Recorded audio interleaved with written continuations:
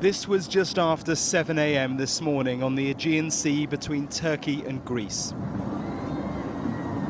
A Greek coastguard vessel passes close to the overcrowded dinghy of migrants. Moments later, from another Greek flag boat, not clearly identified as coastguard, a man hits people with a pole. Women and children are visible on the dinghy. These are people who've been encouraged to make this journey by the Turkish government, who stood down their border guards 3 days ago. As it draws alongside the larger vessel, a guard on board raises his weapon. Moments later, shots are fired into the water.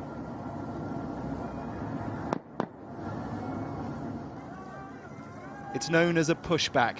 It's more than controversial, it's illegal. Greece has made no comment, but in the past has argued that it's so overwhelmed by migrants it has no choice. On the Turkish coast, where that boat left from, more prepare to leave. Turkish buses have brought them here, all part of President Erdogan's strategy to pressure Europe.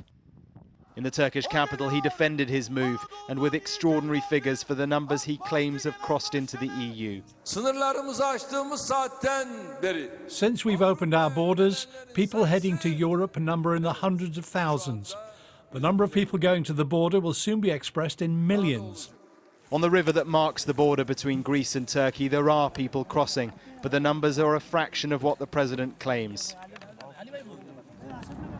Driving along the Greek side of the river to see the numbers for ourselves, we spotted almost no one. The Greeks say 24,000 people have been intercepted, pushed back, 4,000 along this river, the rest down on the Aegean Sea. At one official Greek border terminal, the authorities were keen to show us that they are holding the line. Beyond the barbed wire is the no man's land between the two countries.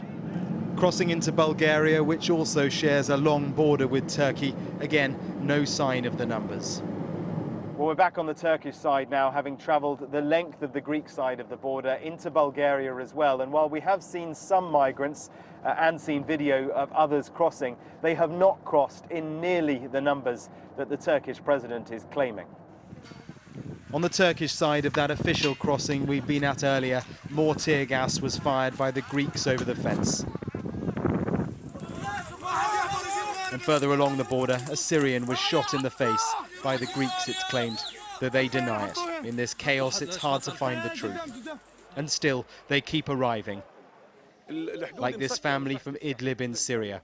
They tried to make a life here, they told us, but then the Turkish president told them the borders to Europe were open. The draw for something better is huge here, and so in this political game, Turkey has created a sense of chaos. Greece has been pushed to desperate tactics, and these people are stuck miserably in the middle. Mark Stone, Sky News, on the Greek-Turkey border.